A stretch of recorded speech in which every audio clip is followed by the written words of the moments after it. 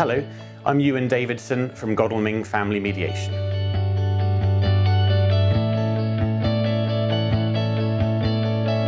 One of the key factors to bear in mind when you're separating or divorcing is looking at the likely costs of whatever process that you choose to follow. I think what's important to stress here is that if you're not married and you're choosing to separate, there's a very good chance there'll be no costs involved at all. Clearly, if you own a house together or have any other joint assets, then you would need to talk over what might happen to the house, and there could be some potential costs in selling the house or dividing up any other assets. But from a basic point of view, if you're unmarried and you've been cohabiting, it can often be quite a simple question of working out your own living arrangements and moving forwards. There's no need to go and see a mediator in many cases, and no need to get involved with any legal process at all. However, if you've got children from the relationship, then you may benefit from seeing a mediator at that stage. There may be no legal steps to take, but it can be very helpful to sit down, to talk down with your ex-partner what you believe should happen going forwards with the children. That might be in terms of the time that the children spend with each of you, so where do they live and how much time do they spend with the other person. It could be what happens during holiday times, on their birthdays, at Christmas, at Easter. There can be lots of little issues that is very important to work out in advance.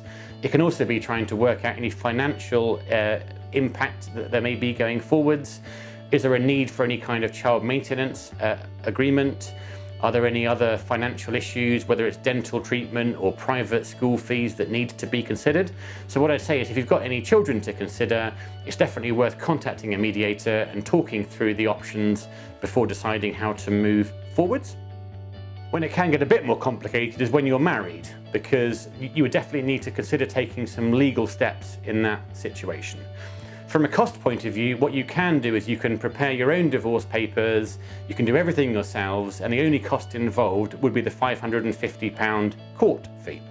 So if both yourself and your spouse have been able to sit down together, work out everything yourselves, then you can, in theory, manage your own divorce process and put it all through right to the end. What I would say, though, is that if you've got any children of the relationship, once again, it would be beneficial to meet with a mediator. But also from a financial perspective, what I often find is that people who sit down themselves and work out their own financial agreements, they forget to follow the correct process. So that could be that they don't get some kind of legal order at the end of it. And the problem with that is that it could be in 6 months or in a year or 2 years' time, one of you changes your mind.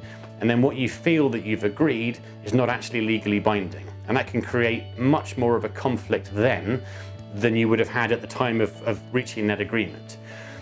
It could also be that you've not gone through proper financial disclosure. So you've not given all your documentation.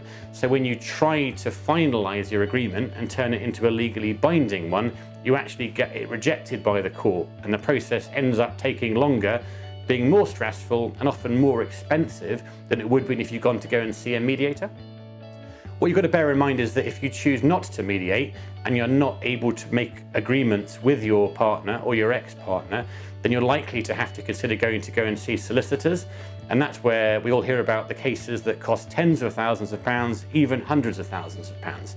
So it's really important to understand that if things go wrong, they can become very, very expensive and be time consuming. So what I would say is before taking that risk, contact a mediator first. Only if that doesn't work as a process should you consider taking any legal action. Just to summarise, from a cost perspective, if there are no children involved and you've been living together and you've got no joint houses, you can, to a certain extent, fairly much move forward with your lives, separate, and there are no costs involved. If there are children to consider, then you might benefit possibly only from one meeting with a mediator, but really important, so it could cost you a few £100s potentially to have a proper discussion, to come to a voluntary agreement, but I would say that's definitely money that would be well spent in the circumstances.